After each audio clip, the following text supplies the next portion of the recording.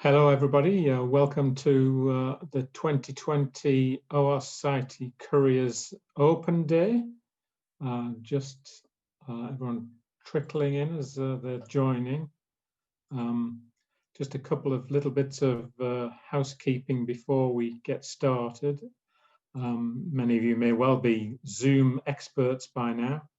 We're going to be using some of the functionality which we'll talk about here.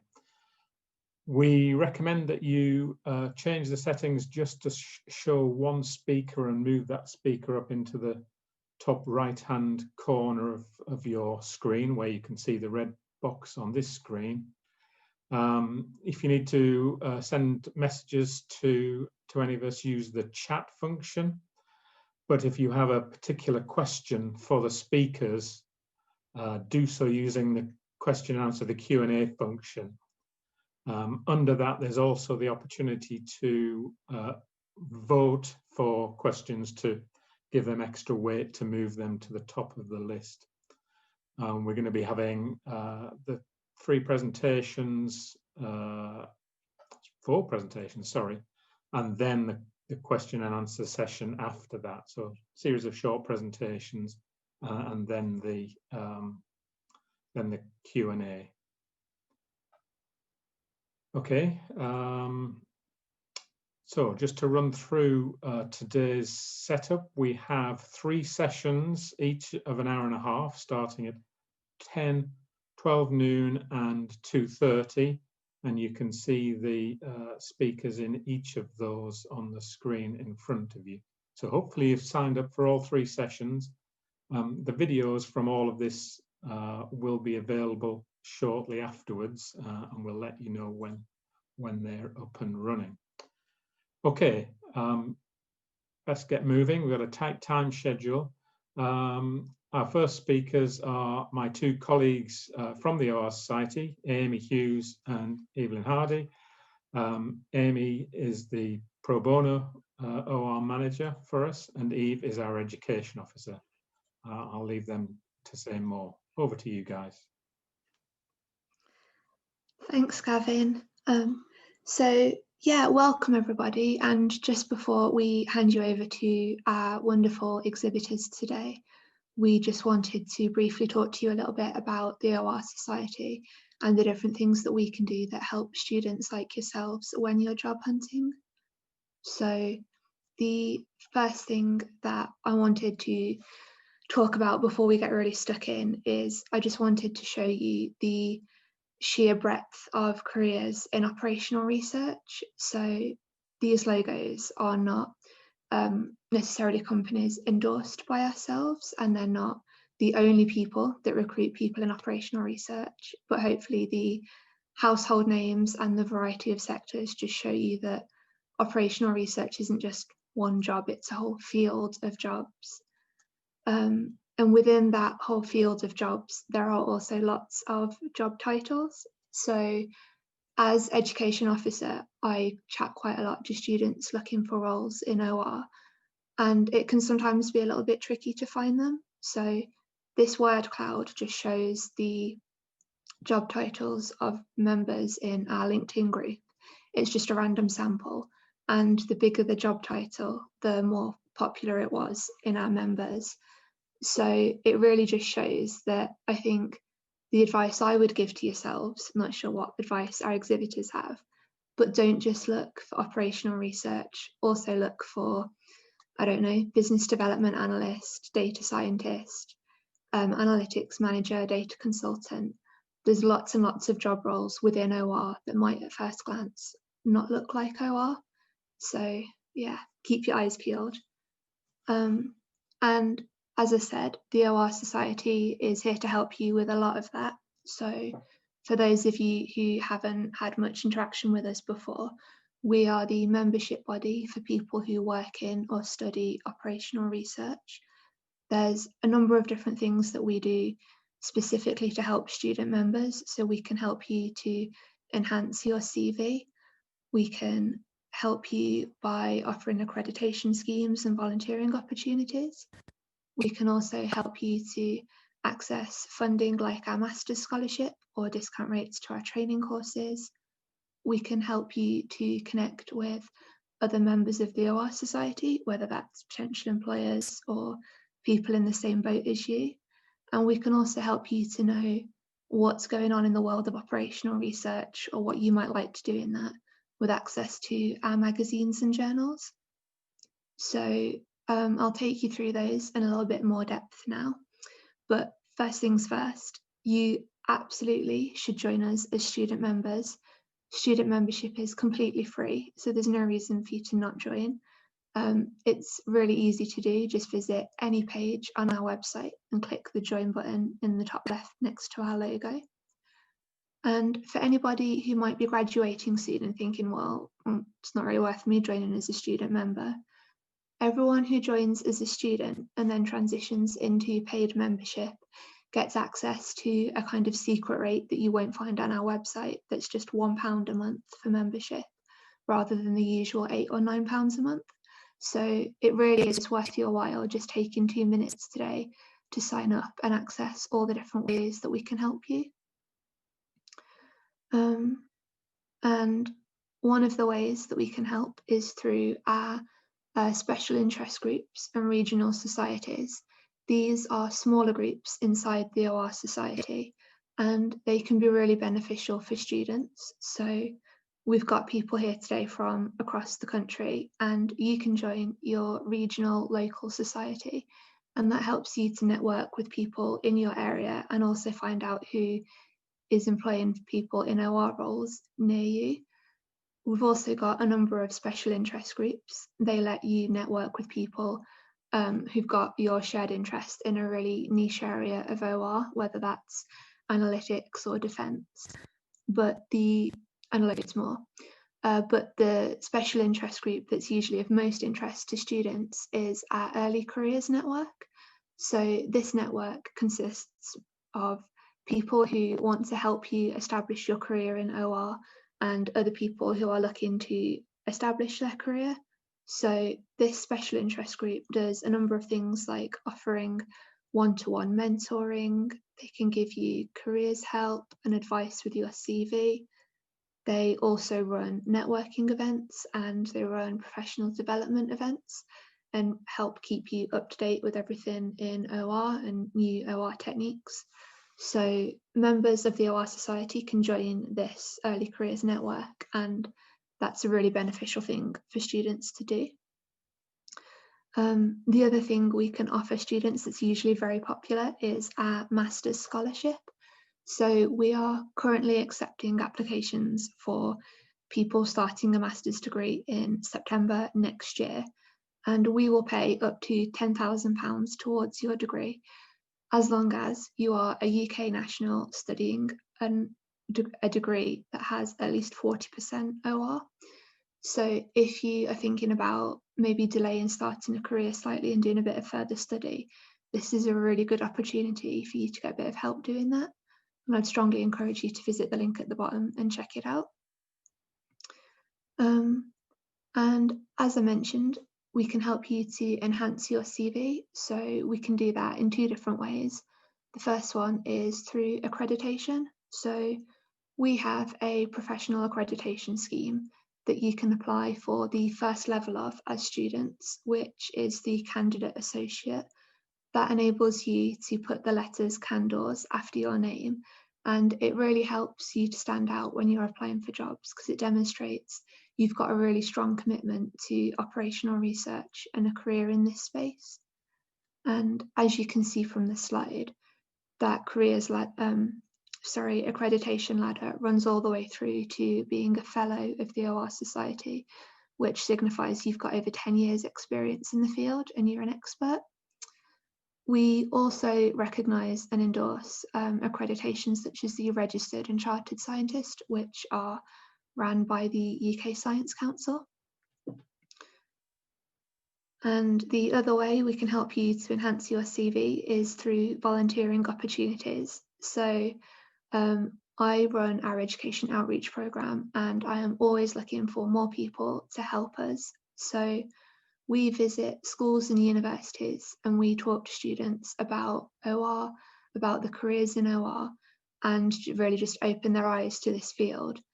And if you'd like to get involved and help out, we can do things like visit a school for an afternoon and run a workshop with Lego. It's a really fun way to give back to your community, and it also helps you to develop your communication and presentation skills. And again, looks great on your CV and demonstrates that commitment to OR. I'm going to hand you now to Amy, my colleague who works in Pro Bono, and she's going to talk to you about Pro Bono OR. Hello, yes. So my name's Amy and I'm the Pro Bono OR Manager at the OR Society. Our Pro Bono OR scheme connects OR Society volunteers with good causes, basically. So our volunteers donate their time and skills to help charities facing difficult decisions or looking for improvement.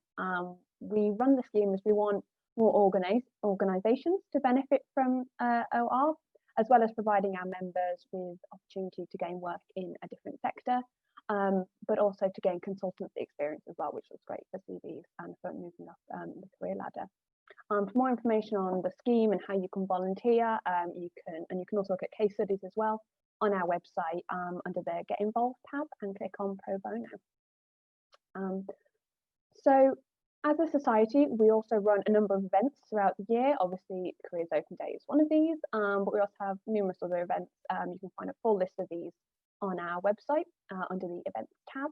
I'm just going to touch on a few here that are just perfect for those in their early career. So normally our events take place in person. Obviously, this year has meant things can be done online, which is great for you guys because it means you can attend from the comfort of your own home. We run 2 free lectures a year. The next one being the Blackett lecture, which is in about a week's time. And this is might be of interest to you, as this year's speaker is MP Chris Gidmore, who is the former Minister of State for Universities. And his talk is on OR in the 21st century, how OR has been used to shape public behaviour, and also what the future of OR is. So I think it's a great opportunity for some of you to go along, ask some interesting questions, as being in your early career, you are that future of OR that he's referring to. The next event is the Analytics Summit. It's at a discounted rate for our members and student members. And that's where we showcase the newest developments in artificial intelligence, OR, analytics, data science. But it's also a great place to network with those in the business, as the majority of our attendees there are heads of analytics departments at big organisations that are both UK and global. And then finally, we've got our biggest event, which is the annual conference. It's a multi-stream event and it attracts hundreds of attendees from all over the globe. So hopefully you will join us for that in September with your student membership discount. In terms of personal development for our members, we offer training courses that run throughout the year, and they cover sort of all aspects and areas of OR. And as you can see, student members get a 25% discount on those. Our newest training guide can be downloaded from the ORS website, and that contains complete information on every course we offer. Training courses are obviously a great way to help you stand out on your CV, but also to expand your knowledge and proficiency in essential skill sets, especially if you're not going on to do further study. And then finally, the OR Society also publishes a number of learning journals and also magazines. These are all online for free for our members. You may have come across some of these journals at university if you did a heavily OR degree, but they're also incredible resources throughout your career, not just when you're studying for a degree. And magazines, on the other hand, are a little bit more OR light, if you like. Inside OR is more, it contains news, current developments in OR, forthcoming events that you might be interested in, as well as awards and prizes that are available in different fields. And then we have Impact Magazine, which is packed with real-world examples of OR and how OR and analytics are used to make better decisions. So do make sure to have a look through some of those on our website, and they're under the Publications tab. So yeah, please do get in touch. We want to hear from you. We want you to get involved and also benefit from the resources and networking opportunities that we have, many of which are free with the free student membership. So thank you for listening, and I'm going to hand you back over to Gavin to introduce our first exhibitor.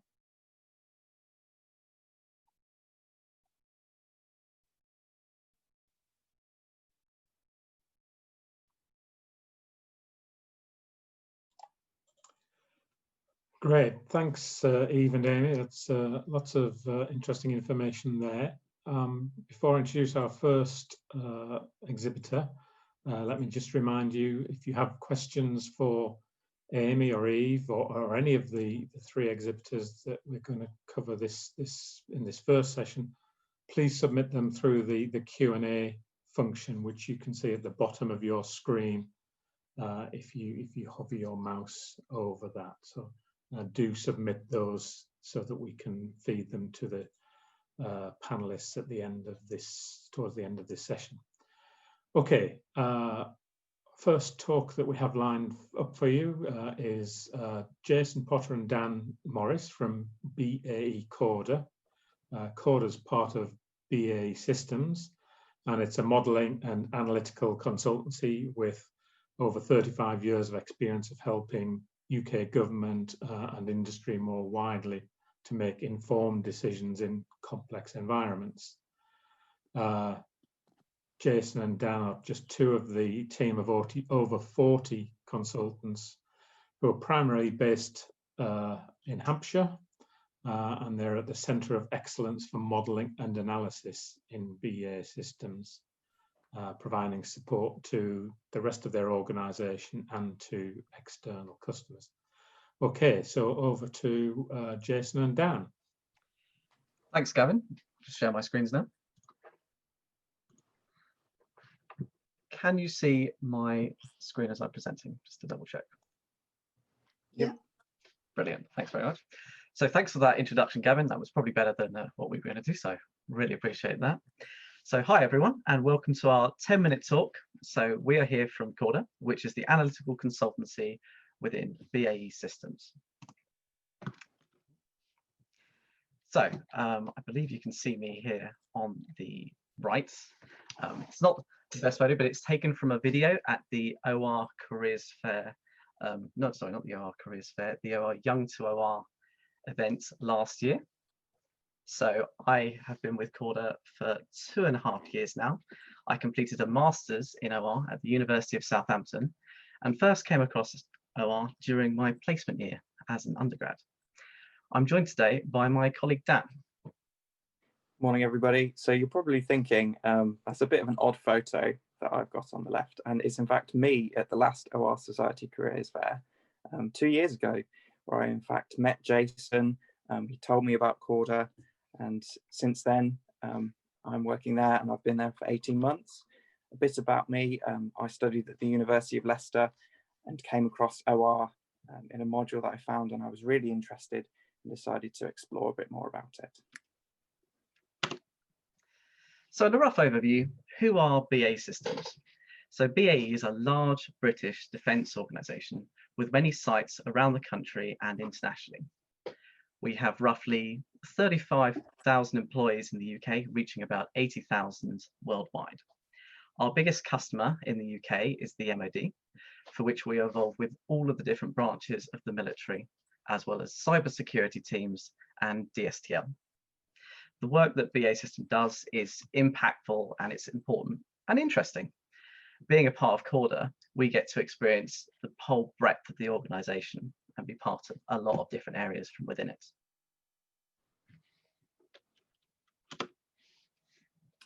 So I think Gavin did a pretty spot on job of introducing who we are, but I'll add a few things. So like we said, we're a consultancy team based in Hampshire, specifically Farnborough, but we've also got a couple of people in Preston in the north. and we provide analysis and modelling to help customers make better informed decisions.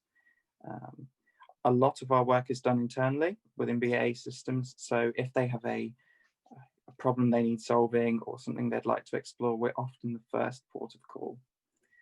We do a lot of external work as well, so we largely help the UK government and other industry customers, for example, in the areas of defence, transport, counter-terrorism and security sectors. And our work is project-based, so it's very varied, interesting, challenging. It's never boring, and you'll often find you're doing many different things. And you may be doing something for 6 months, or you may be doing something for 2 weeks. Really, really interesting, really varied.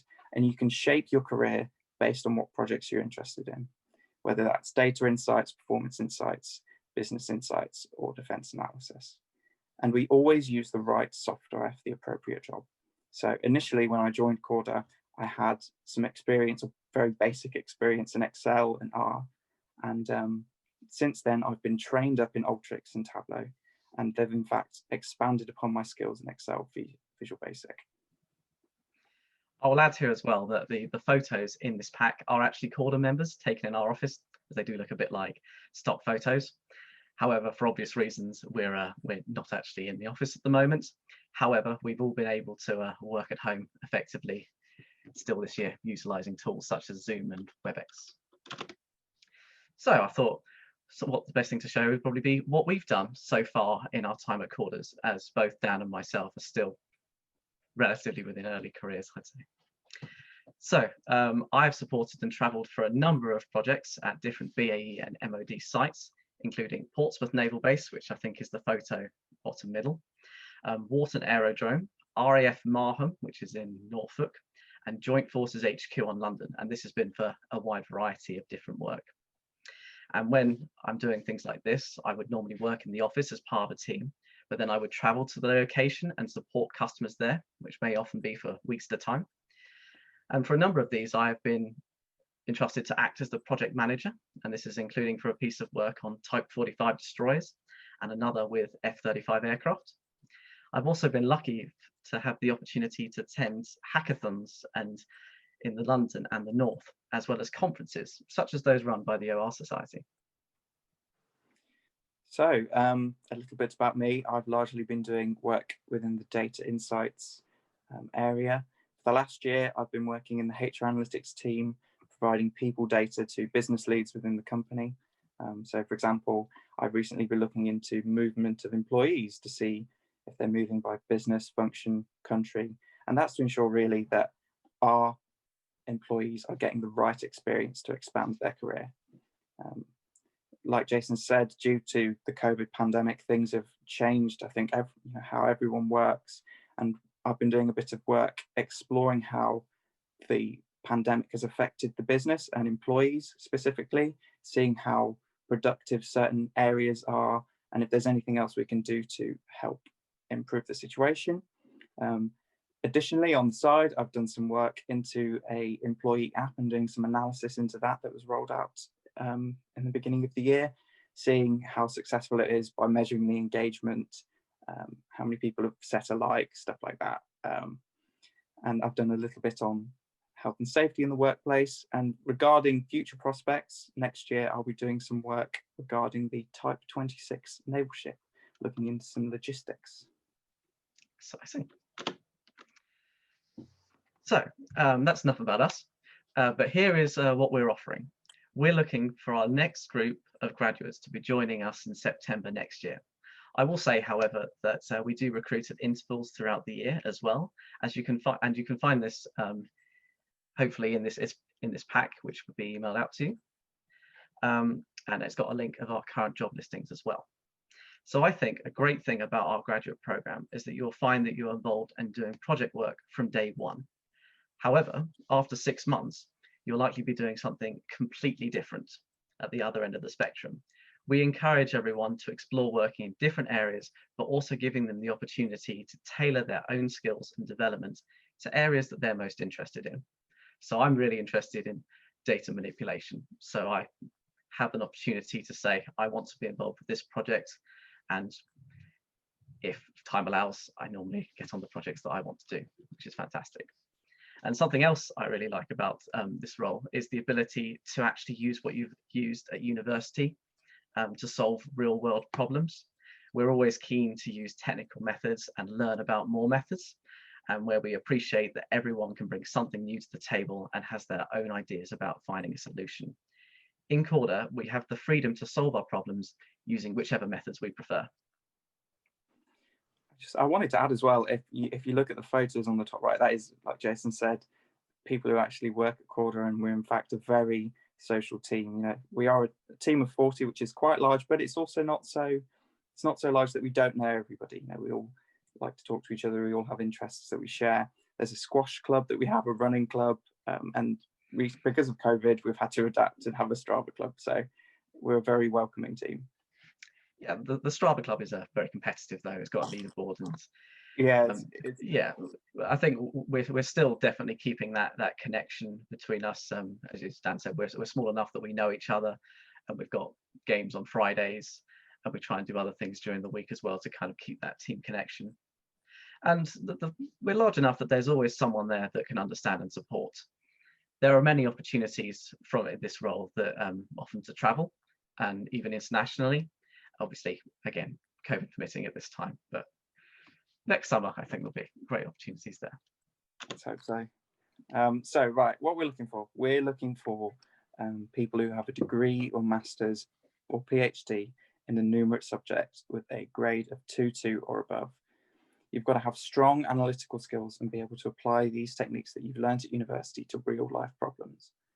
You've got to be comfortable working on your own as well as in a team. And you'll be talking to a variety of customers, so you need to be able to have good communication and interpersonal skills. You'll often be managing your own time, managing your own projects as well, so you need to be able to prioritize tasks where you need to. And you've got to be a problem solver, self-motivated and driven, someone who wants to step up to any challenge to help do meaningful and rewarding work. So, I see we've got to have some things in the Q&As, but I just wanted to add, if you are interested, we have a Corda website. It's the link at the bottom. You can search for basystems.com graduates to find out about the roles. And if you'd like to connect with either Jason or I, we have our email addresses as well as our LinkedIn addresses. Yeah, I just want to say actually, thank you for the 3 people who seem to have buzzed my phone and added me on LinkedIn during this call. That's really great to see kind of the motivation certainly from people behind the scenes here. So thank you very much for that. But yes, any questions, feel free to ping us either on those links in the Q&A session on Thursday, which I believe we're taking part in, as well as have a look on our website. Thanks very much. Great. Thanks very much, Jason and Dan. Thanks everybody who is both submitting the Q&A, the questions for the session at the end. There are a number of those. And I see you've also found how to upvote and rank your favorite questions if some of the things you want to know have already been asked. So we'll come to that shortly. In the meantime, we'll move on to our second speaker. Cosmin Ududek is the Managing Director and Head of Research at Invenia Labs. His background is in mathematical physics, and in particular, the foundations of quantum mechanics and in quantum information theory. For the last 5 years, he's been leading the research team at Invenia in Cambridge in the UK. And Invenia use machine learning to optimize electrical grids, which improves grid economy and environmental efficiency. And hopefully I haven't stolen too much of your thunder. Over to you, Cosmin. That's all right. Hi, everyone. And thank you very much for the nice introduction, Gavin. Let me just share my screen here. There we go.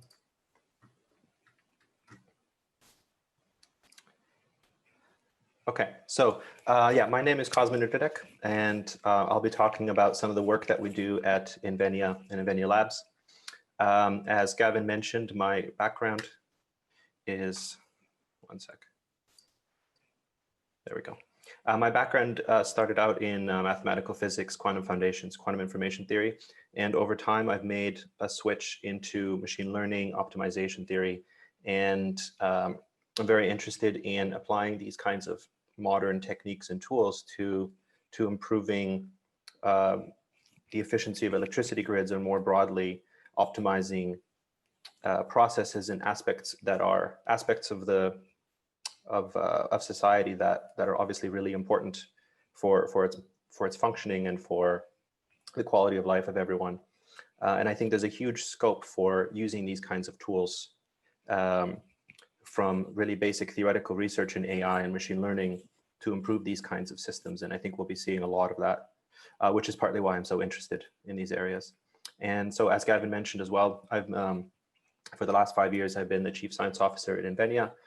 And the kinds of things that I do day to day, I work on our research strategy, planning, all kinds of things like that, and leading the research team, which is currently 23 people, which I'll get into a little bit later.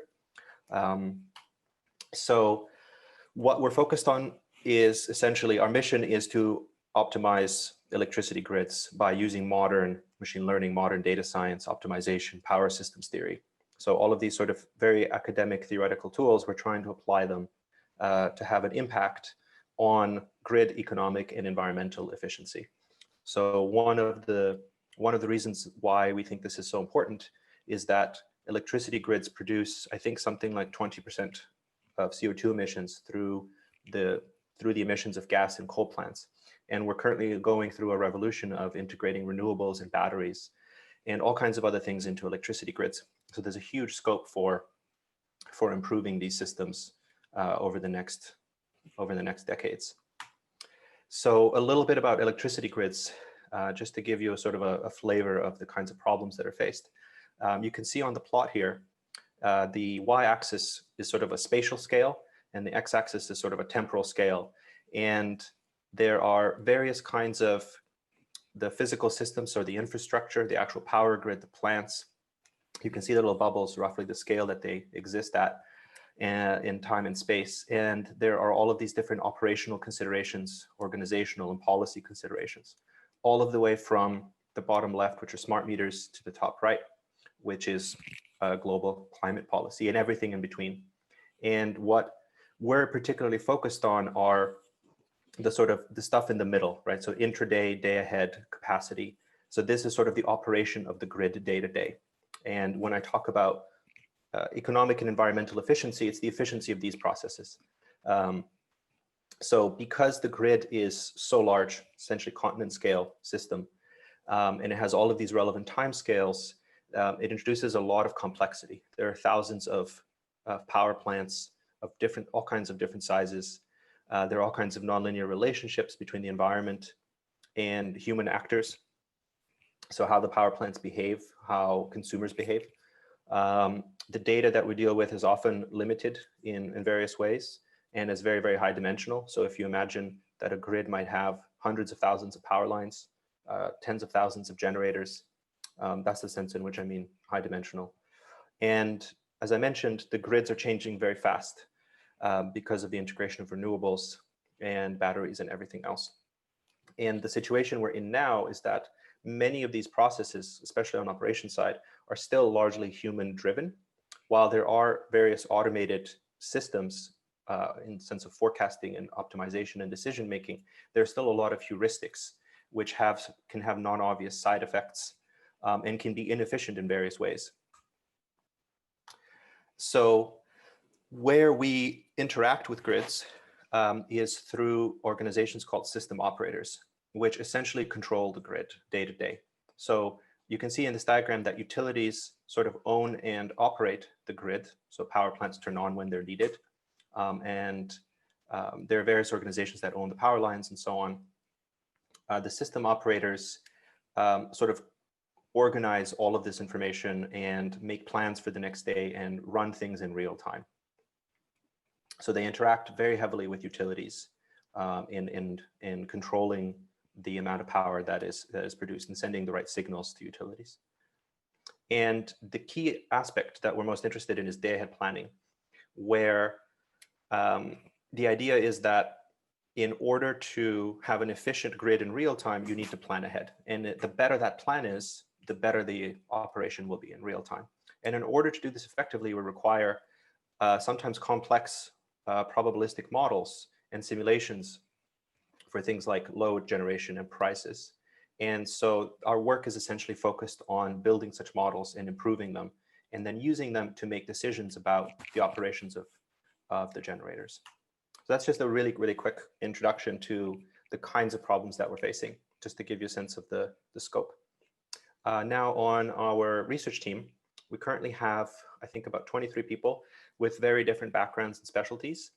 Some of them are physicists, some of them have more of an operations research background, some of them are engineering, some of them are from computational fields, computer science degrees, all kinds of different backgrounds.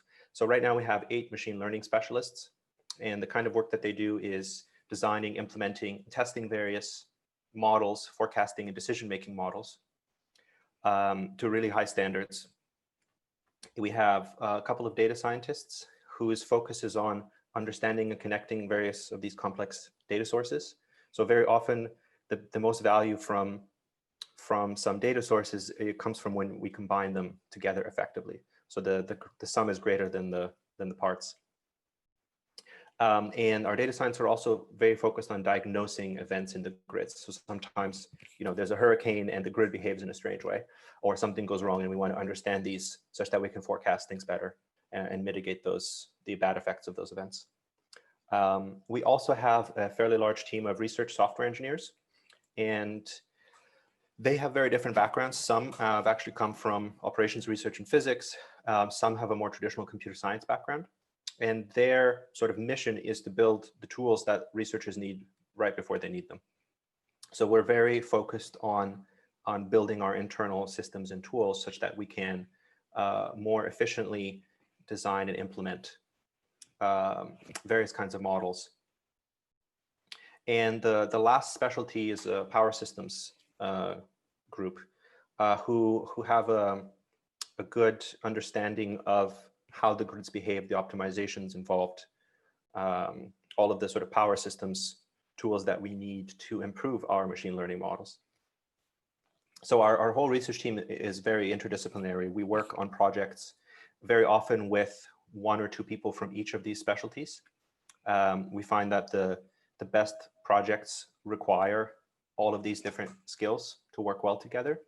And we're very focused in particular on using expert background knowledge from our power systems team and from our data scientists to structure our machine learning models and to improve the efficiency with which they can forecast, with which they can train, and so on. So there's a lot of text on this slide. I won't go through it, but this is just to give you an example of some internship projects that we've had in the past. So you can take a look at the projects here. They're very different. Some are very focused on modern machine learning forecasting models like Gaussian processes, if you're familiar with those. Some of them are very focused on understanding prices of electricity, and in particular the spikes when something goes wrong in the grid. And other projects are very focused on improving something called optimal power flow, which is a central aspect of the day-ahead planning that I mentioned earlier. And so reducing the computational costs, improving the outputs of these optimizations that the system operators run every day. So we have all kinds of projects like this. We've had internships stemming from 3 months to a full year in the past. And in terms of our day-to-day projects, they sort of have the same kind of flavor as these. So in terms of our application process in hiring, we have a very structured and very selective hiring process, both for internships and for full-time positions. And if you want to get a better sense of what we look for, the requirements of the positions, take a look at our jobs website. And these will vary depending on the role. So we're currently hiring for all 4 of those research positions that I mentioned, and there's also other opportunities as well that you can find on the website. One thing I think is worth mentioning is that as part of our interview process, we'll often do a take-home exercise, which we try to make sort of interesting and fun for the applicant. And this may involve reading a paper, solving some problems, writing some code, analyzing some data, things like that. So almost all of our interviews have that as part of the process. So that's about it from me. Thank you very much.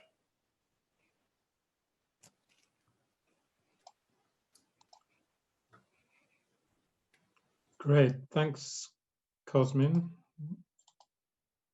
Okay. Okay, back to our schedule.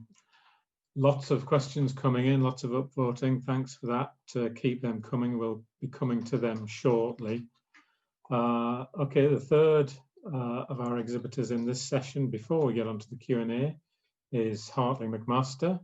So let me introduce Martin Slaughter. Martin's worked in OR for over 40 years and has been with Hartley McMaster for 30 of those years. Company that he set up with his wife. So Martin's got a wealth of experience in seeing OR applied to real world problems in lots of different sectors. So over to you, Martin. Okay, thanks, Gavin. I'm just starting my stopwatch because I'm never knowingly on time, but let's give it a whirl. Come on.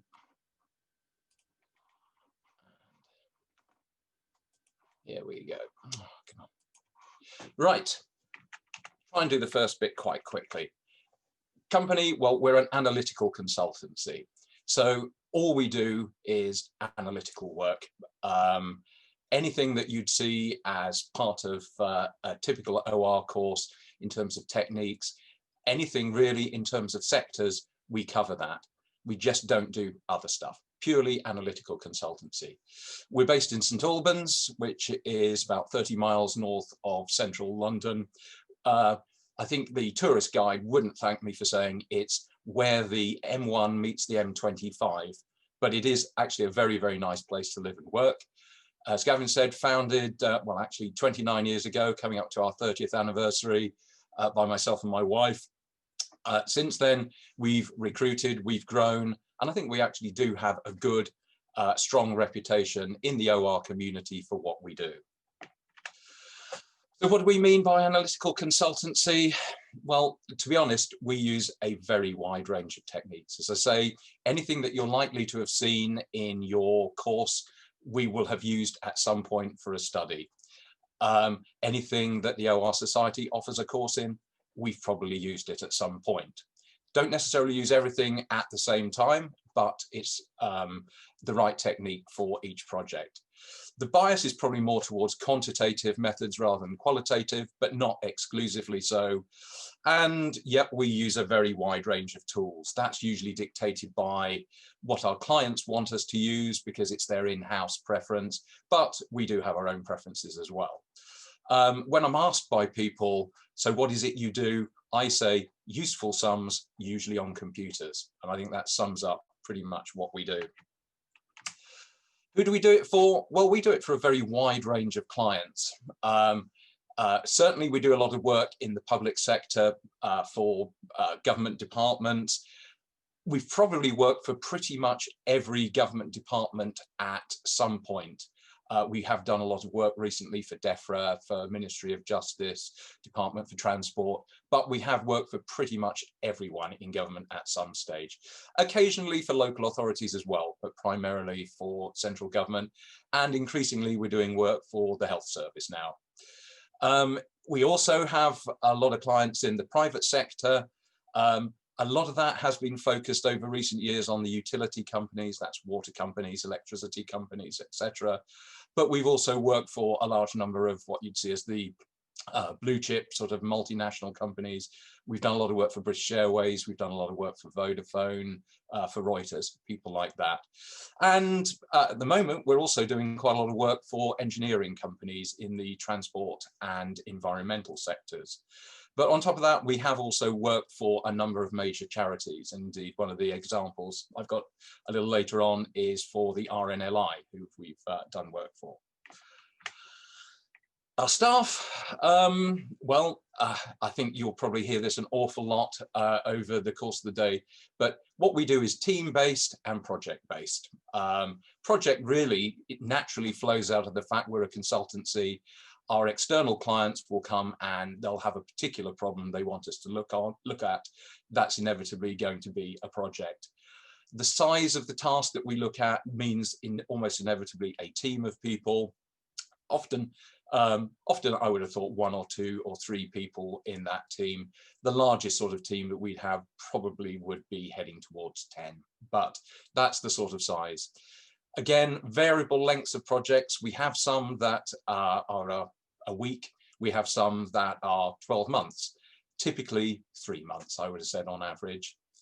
Again, pre-COVID, the work would be split between work on client site and in the company office. That's really down to what the client wants. In some cases, they're keen for us to be there and it works well. Sometimes for space reasons or whatever, they're happy for us to work in our office. Obviously, at the moment, it's neither of those, it's working from home. Wide range of tools, I could list them, I don't think need to. Again, we're tool agnostic. It's a question of what's the best tool for the job rather than having specific ones that we would always recommend. Where are our clients? Government, when we're working for them, and many of the multinationals, it's often in London, almost invariably in the UK, but we do occasionally have projects in Europe, very occasionally in North America, and we do now have an affiliate office in Hong Kong. So one of my colleagues was out in Hong Kong at the start of the year. That is actually very rare for us. So there is a potential need to work away from home on occasions, something I think is fair to sort of flag up, that consultancy work, certainly with our type of work, does require a willingness to be flexible and an ability to be flexible. Graduate recruitment has been something that's been absolutely core to what we do over the years. We look for people with numerate degrees. We have economists, we have mathematicians. I'm a physicist myself. We have had people with joint honours, maths, computer science, those sorts of things, but we need to have a really strong numerate element to it. First thing that happens is that we assess people to make sure that they've got the right skill set to start work directly with our clients. For some people that takes a little while because they've actually got a lot of the relevant skills. For others it'll take longer, but that's fine. We tailor what happens in that first stage of recruitment and training to what the individual needs. But we're also keen that once people are ready, and that can be quickly, they get involved directly in work. I think that's good for them, it's interesting for them, and it's certainly something that we want to do. We continue to invest in training to develop skills, some of it proactive to develop a person to make them ready for an area they want to move into, some of it reactive because we need specific skills topping up for a particular project. We mentor our staff, we manage our staff, but we try to make it fun and interesting as well. And I think we've succeeded in that. It is fair to say at this stage that COVID-19 has and will impact our 2021 recruitment plans and timetable. Normally, we would be looking to start things very much now with interviews potentially before Christmas and then arranging for people to start really as soon as they can after completing their degrees, etc. Because we want to invest time in that first phase of training, we don't know when we're going to be in a position to do that properly, and therefore things are on hold at the moment. What we would ask people to do is, if they're interested in us, submit a CV and a covering letter, and we'll keep you posted on how we're doing and when we'll be able to move things forward. I'm running out of time already. Some typical projects. One I'm working on at the moment with some of my colleagues, 2 of my colleagues. We're doing a lot of work for the Waste and Recycling Action Programme. They themselves do a lot of work for Defra in central government, but they also work for local authorities and engineering firms. And we're helping them build and revise and extend a lot of their models. Work in this case largely in Excel and VBA, though there is some data analysis where we've used other tools, our Python type stuff. The assignments we've had with RAP have been recently, over this year, either fairly short, around about the 5-day mark, and the larger ones have been a couple of months. One that we've completed, not this year, but fairly recently for RNLI. They asked us to have a look at what are the factors behind unsuccessful searches. So they've sent a lifeboat out for various reasons. It's been unsuccessful. Why would that be? And this is a case where we were given a large number of the fairly badly structured reports that are filled in by crews and told, see what you can find in it. So in this case, it was largely a sort of data science textual analysis type job. We had to, for a start, work out what the definition of unsuccessful was, because that was far from clear. And in fact, that was one of the key things that came out of the project, that the RNLI was particularly interested in, having a clear definition of unsuccessful. We worked with a large amount of data. We used a range of, again, statistical analysis tools. And at the end of it, we ranked the factors which we felt had the most impact on unsuccessful searches, which RNLI can then use to prioritize their own research into equipment, into training methods, etc., etc. At the moment, we're also doing a large model migration project for Defra. Obviously, central government client. What they have is a large Excel VBA model, but government wants to move things very much into the R shiny Python world. And so we're disassembling their existing model, rebuilding it as an R shiny model. This is actually quite a large undertaking. So we've got 5 people maximum working on the project, 2 at the start, 5 maximum, and then it's going to drop down. Both of our 2 most recent graduates worked on this, partly because R shiny is something that is actually more familiar to them than some of the old lags like myself. The work would have been on the Defra site in Westminster before COVID struck. Now, again, it's something that where people have done it primarily working from home. This one is a 6-month duration project. And I think I've already run out of time or overrun. So thank you very much. Happy to take questions. No, you are fine to finish if you want to. Well, I've got one more, but no, I feel I would be stealing time there. I was going to talk, we've also been doing some transport modeling. He said stealing that time for an engineering company who do a lot of work for DFT, Department for Transport, Highways England, other people like that.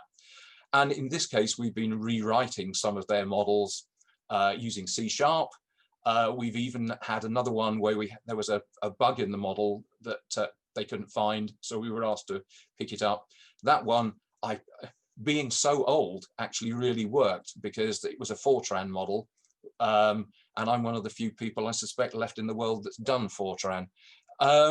So it's you know, a range of things here. We also do quality assurance of other people's models. I think that was one of the key things from this peer review. So in government and for a number of our private sector clients, they ask us to review their own models to check whether they work, to check whether that's the best way to model it. Again, in the on the transport side of things, we've had projects typically 1 to 4 months. We did actually work on the HS2 project in the past. That was a large piece of work, and that was 18 months, probably one of our longest ever, but I've definitely overrun now. So thank you for listening. Great, thanks very much, Martin. We've got around 35 minutes for the Q&A session. So what we're going to do is for me to look through the list of questions you've submitted, and there are plenty of them, thank you very much. If any of those we don't get around to answering, we will put them to the panelists afterwards and try and share those answers. So if the rest of the panelists would like to show themselves and unmute themselves, we can move into the questions. Some of these are going to be particular for one of the presentations, others will be more general. Okay, first up, does CORDA only recruit UK nationals for security control purposes? Dan or Jason? Yep, I feel like I should have put this in the slide somewhere. Apologies for that. Short answer, no. However, we do require security clearance for CORDA roles. So security clearance is something that can be gained from, I think, nationals of multiple countries, but there's more information of that available on the website. But no, you don't have to be a UK national. I want to add, I think it's worth adding as well, Jason, that if you're offered a place, BA will do a security clearance on you. So it's not like you have to come when you apply with a security clearance. You can apply for the role. If you're accepted, they'll do a security clearance and you'll either pass or fail. Okay, Cosmin, Martin, anything to answer on that? Can I just add that for our work in central government, the situation is potentially the same.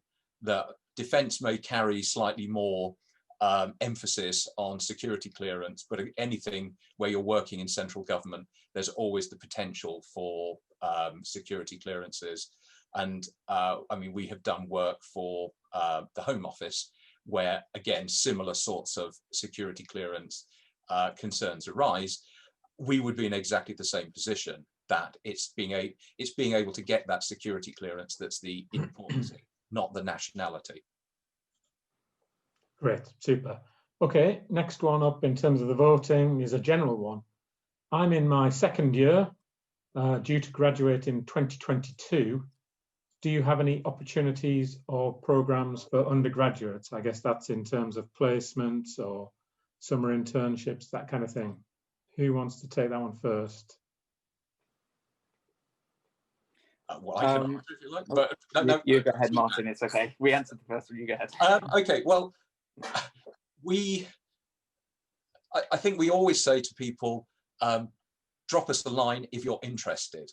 I mean, at the moment, COVID makes so many things really, really complex, because I would have said that from our point of view, we have certainly offered internships of various lengths over the years.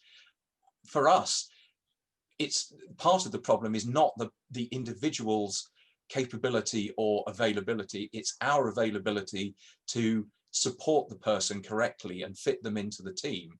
And so perversely, there are times when we're really busy and we would love an extra pair of hands, and an internship's almost exactly the wrong thing for us to do, because we don't have the time to support someone and get them up to speed with what we're doing. And therefore, we don't say we've got a sort of a definite program for internships, but we encourage people to contact us about it. And if those opportunities are there, if it arrives at the right time, we'll certainly look to see what we can do.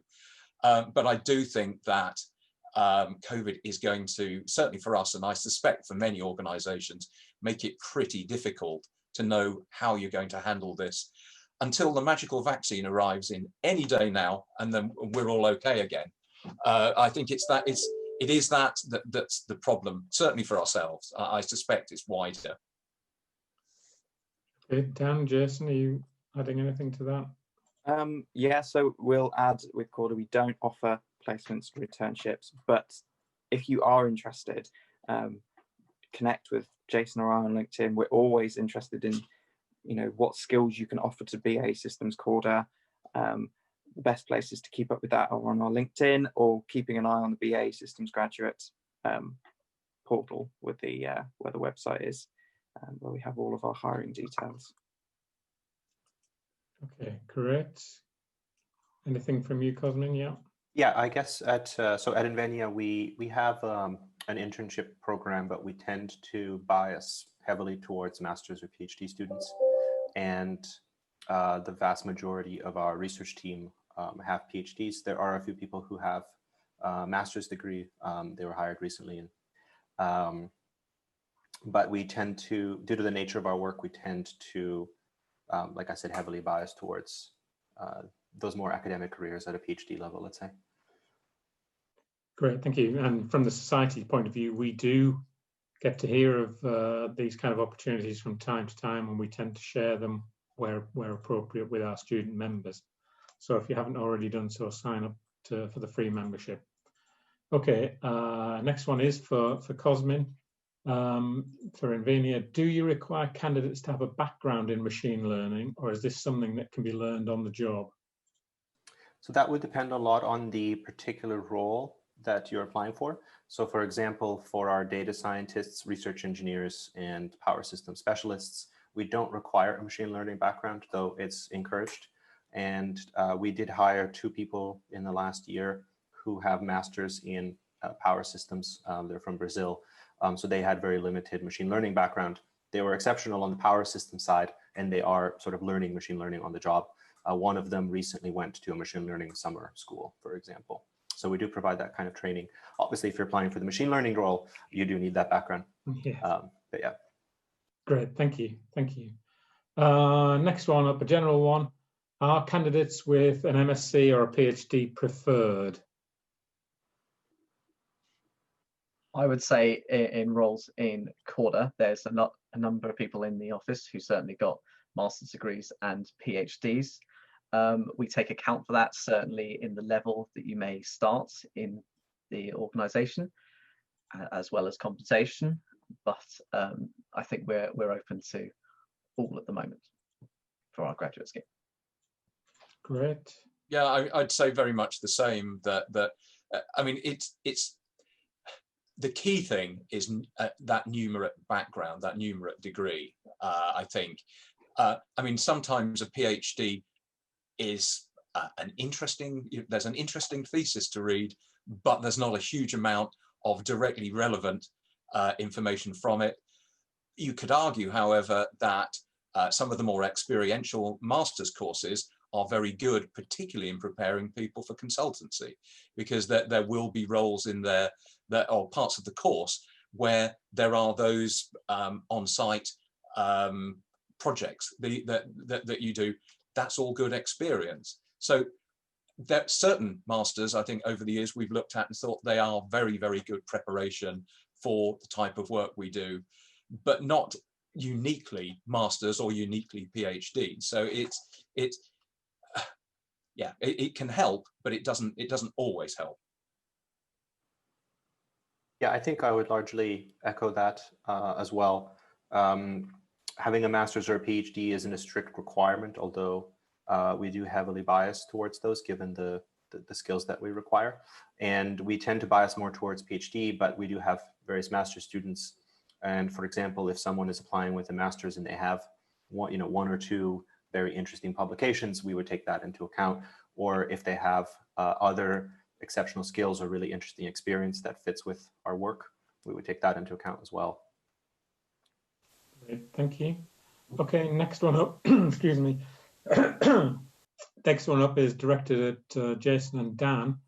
Can you give us an example of the methods you use to solve problems? Okay.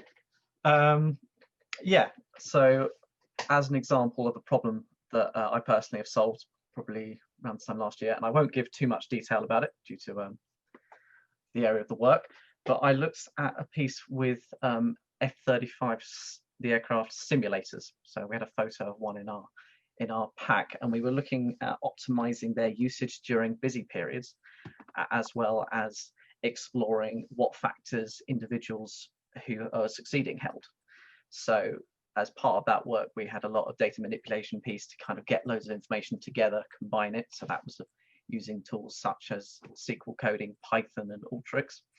And then we wanted to use a simulation model to be able to support that and be able to give them an output analysis and something that we can run a few times to answer the first question about optimizing the use. But then there was also the element of now looking at factors of individuals who are using these simulators. And for that, we did a regression model and also used some other data association tools, which I think was using Alteryx again and a bit of R to kind of delve into the detail there. If I want to add something, I've definitely focused more on like the statistical analysis side of stuff. So quite often helping the business leads make better decisions within the company about, say, perhaps where they need to move people, but also looking into the individual level. So say the individual is, they've got a certain number of characteristics, seeing, okay, can we give this person a score based on how well they can move? Can they move cross country? Are they willing to move cross business? So that other people can have better skills and their careers are expanded upon, and we're satisfying what they want to do. Great, thank you, thank you. Okay, one for everyone. how does your organization measure an individual's performance?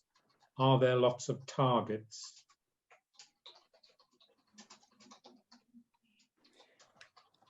Who wants to go Shall I first? start? Shall I start? Sure. Well, targets, no. I don't think from our organisation's point of view, we don't give you a target at the start of the year that you must work this number of billable days and you must have solved 7 problems by the end of this week, sort of thing. So I don't think that's an issue from our point of view. However, you've got to have ways of measuring people's performance. And therefore, from our point of view, you have regular appraisals. That's based on the internal assessment. So if you're a new joiner to the company working in a team, then your project leader will assess your performance within that team. But we also try very hard to get feedback from all of our clients as to how individuals as well as projects have gone. And that will all feature in an assessment. So we are looking at people's performance. Obviously, if there are areas for improvement, those would be picked up and we would make sure that at the next appraisal, those are checked to make sure that improvements have been made. At the same time, there's a more proactive element to it, that as part of the appraisal process, you set targets for the next year. And some of that might be in terms of technical development. Some of it may be in the more broader consultancy skills, getting involved in wider things. Some of it may be to do with the individual's desire to move into a different type of project, either a different client area or a different technique. We would do our best to support that as it moves forward. And again, at the next appraisal, which initially they're 6 monthly, but move on to annual appraisal, you check to see how you're doing. But it is a full appraisal as well. There's the 360 side of it, because from the individual's point of view, there's that opportunity to say, has the company done what it should do to support individuals in meeting their requirements? I am sure there are organizations out there that do set more formal targets, but we certainly don't. Okay, who's next up on that one? Yeah, happy to answer that. So in super general terms, yeah, we have a performance review once a year with a 6-month kind of catch up on that. But something for us to add here is the way we structure kind of within the organization. I have a career manager who is my line manager, who would be supporting me and asking me questions about performance, making sure that I am going in the right direction and areas that I want to be doing. And that's kind of separate from the project managers and the other work that I would be doing. So we have lots of kind of connectivity to make sure that either we are doing the work that we kind of want to be doing, we're involved, and we are being not necessarily checked for our performance, but we are able to have those conversations at any time with someone who's slightly separate from maybe the project work that we're doing. So we have kind of more avenues to go and have different conversations with, certainly when it comes to that. Great, thank you. Cosmin? Yeah, so at Invenia, we also don't have any sort of strict performance targets for individuals. We have various sort of layers of feedback and performance review. So we have a more formal performance review every 6 months. So that would be with me, for example, for the research team. The vast majority of any individual researcher's work, however, would be done on projects. So there would be one-on-ones and review with the project lead, for example. So that's one area of review. And the researchers would also have one-on-one catch-ups with me, every few weeks. And in those discussions, we would talk about long-term goals for the researcher, areas of professional development, their involvement in various aspects of like the bigger picture of research besides the individual projects. So participating in brainstorming sessions, coming up with new ideas, proposing new projects, solutions for open questions that we have. We also look for sort of various notions of high quality work on the coding and research side. So how much people sort of dig into a problem and really understand it, things like that. Great, thank you. Next one I think should be a quick one to answer for everyone, although it was specifically directed at Jason and Dan first of all. Is your graduate program open to early career researchers with postdoctoral experience? Yeah, yes.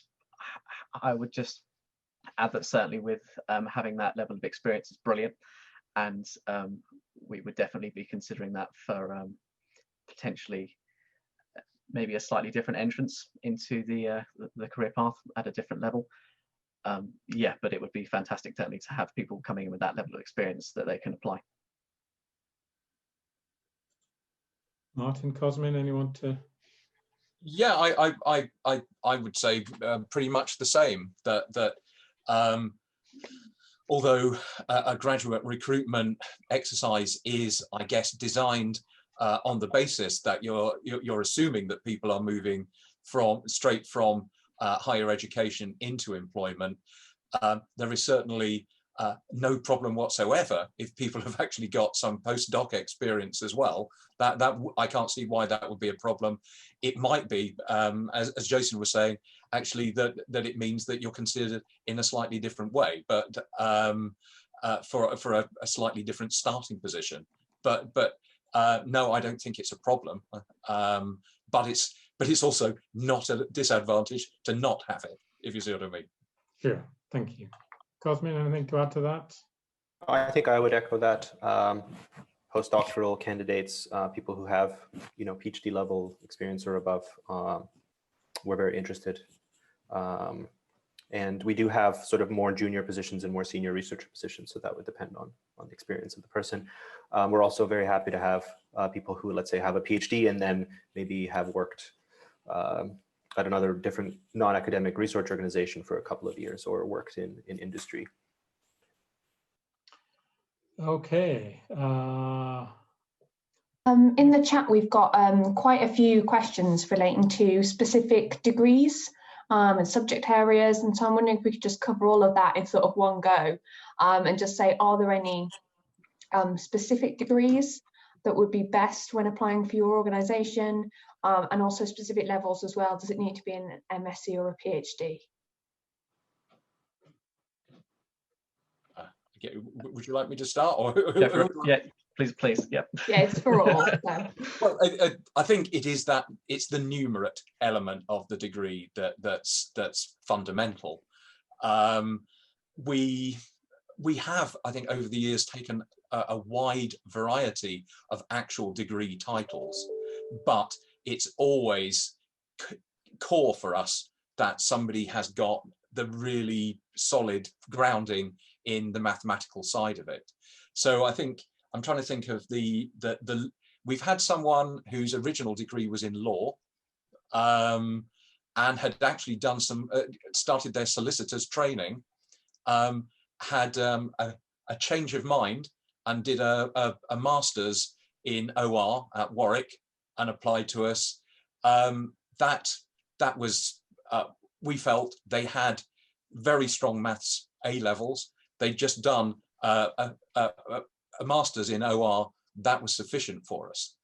That probably is sort of, if you like, at the extreme end of where we would go. But usually, if you've got that management science OR side to it, that's obviously going to be very attractive.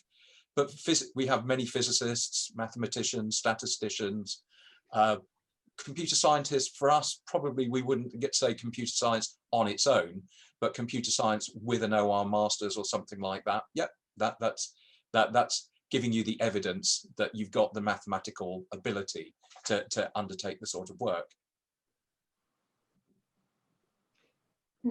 Jason, maybe next? Yeah, I think Martin stole my word there. I was definitely going to focus on numerate was the key word for us, definitely. Something that I will say, as kind of hints in case any of you ever have an interview with us, is we're very keen more so about the skills that you can say and you can apply and say that you've learned in your degree, because we want to be able to utilize them. So certainly having passion to an area of something within your numerate degree is definitely really important to us, and being able to delve into the detail and explain to us what you can do so we can work out how best to use it and how we can tailor the work and the projects that we're assigning and we're bidding on based on the skills that we have amongst the team. So we have people who have, again, maths, physics, chemistry backgrounds, all at different levels. It's a great spread, and it's kind of what makes the environment really great in terms of what we're doing, what we're solving, because it really can be very different day to day. For us, I think I would echo the other answers as well. To give some examples of the kinds of degrees people in the current research team have, we have mathematicians, physicists, people from various computational fields, computational chemistry, for example, people who are able to do various kinds of mathematical modeling, simulations, computer science, of course, optimization theory, generally things like that, data science, machine learning, of course. Okay, great. Hopefully that's helpful for people in the chat. I've got a few people. So obviously you've talked about OR, maths, and then the sciences. I've got a few people asking about sort of IT, banking, things like that, you know, asking, would you consider these numerate degrees? If the answer there is no, what would you suggest that they could go on to do? Is it really just about pushing the skill sides, their skill sets, or is there a further study needed? I would echo that skill set piece. Certainly, if you've got a degree in IT and behind that you've been doing some work which has been coding, maybe you've had a bit of a go using Python, that sort of area, that's fantastic. That would be really helpful for a piece of work I'm doing right now. So yeah, but we definitely just kind of jump on whatever skills we have, and we're really interested with people who are passionate about using what they've learned. Yeah, I mean, I don't think I could give a sort of one-size-fits-all answer. It very much depends. I mean, I saw looking through some of the Q&A myself, somebody talking about a biology degree.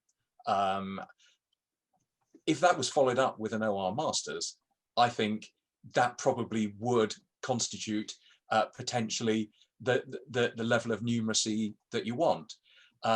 Psychology degrees, again, are something that in the past we've looked at, because a psychology degree can have a wide range of modules within it, and where somebody's choosing what they want to do, a psychology degree can be really quite statistical. There's a lot of statistical analysis potentially goes with that. If somebody had got that, that could be something that we say, oh, right, so their preference, their direction is towards the numerate side. Probably in its own right, that's not enough for what we would look for. But if it was then followed up by a master's, for example, in OR, then I think that would count as the sort of evidence that we'd be looking for. So I don't think you can sort of say these degrees are definitely in and these are definitely out. Well, there may be some. If somebody's spent their life studying history, that probably doesn't give them it makes them very interesting people, but it doesn't actually give them the skill set to undertake the work that we're doing.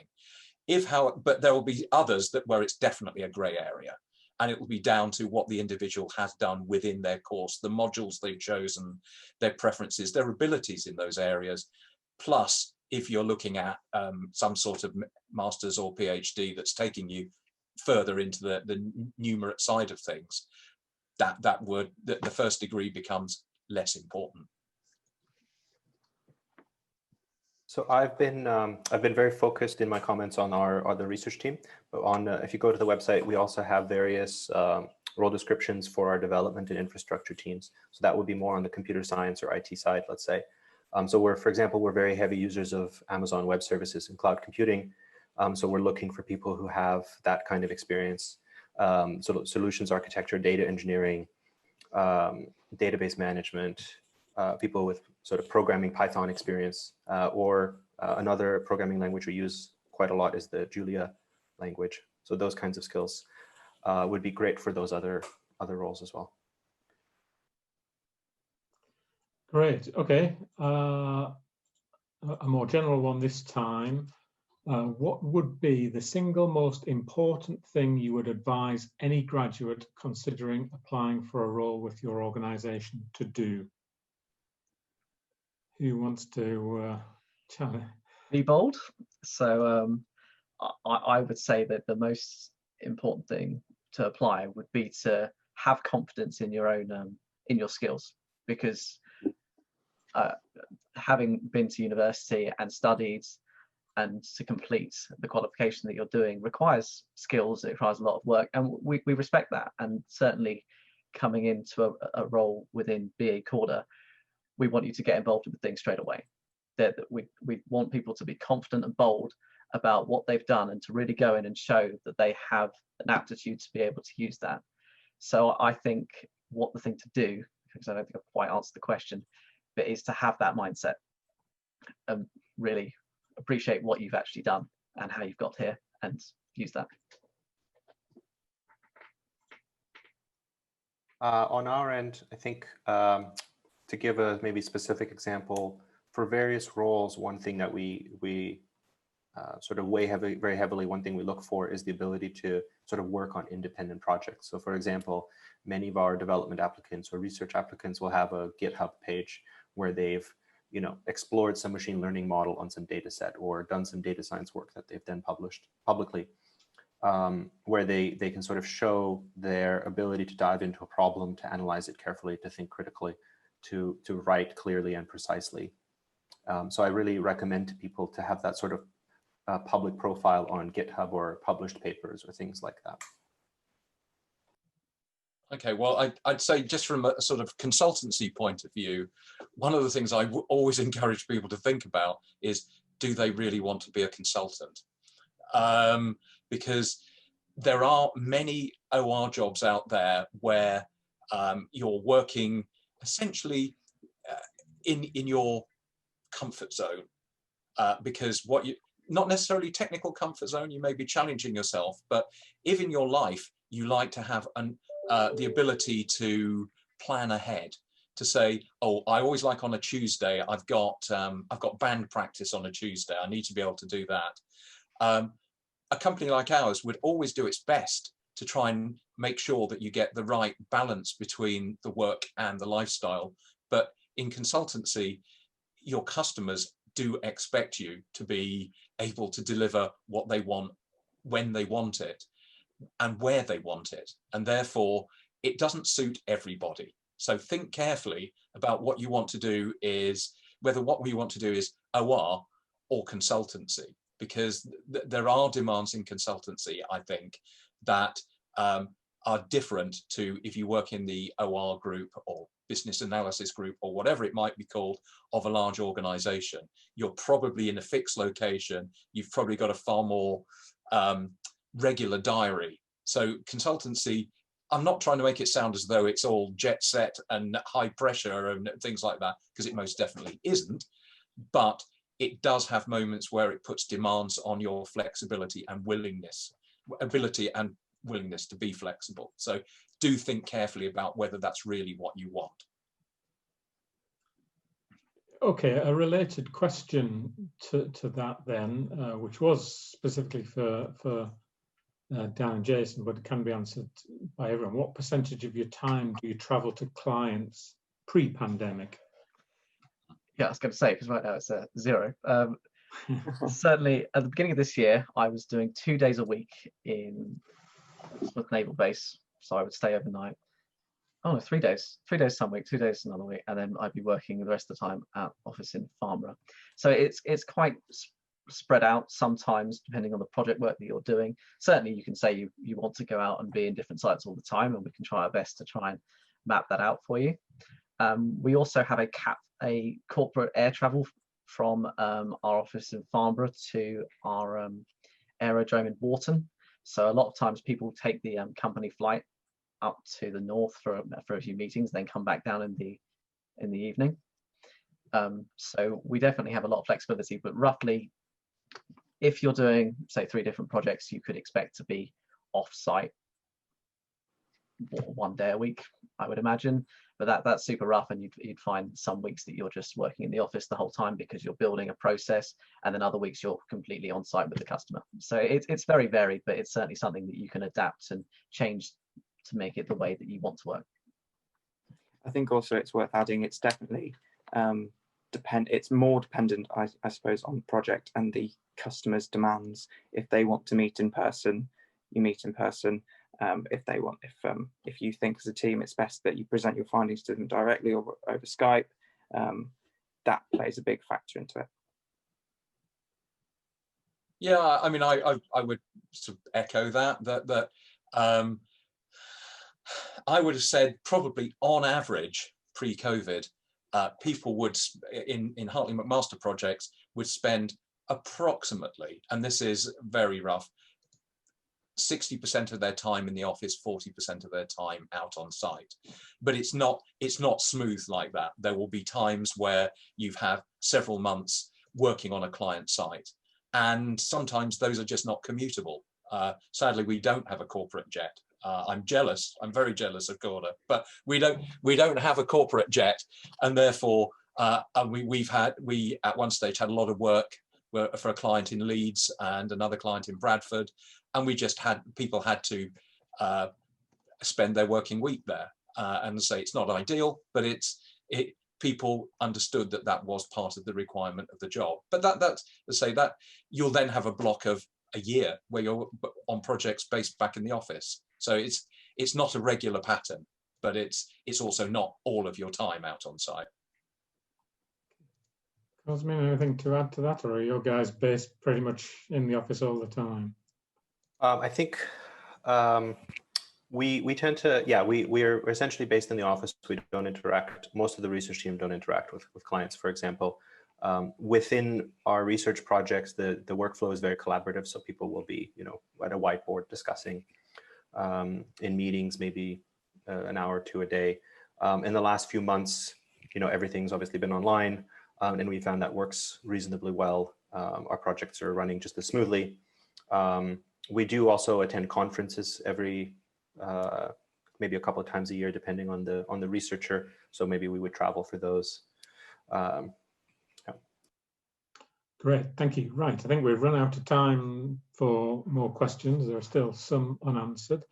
Yeah, we'll make sure that they do get answered after the session. Once we've finished with today.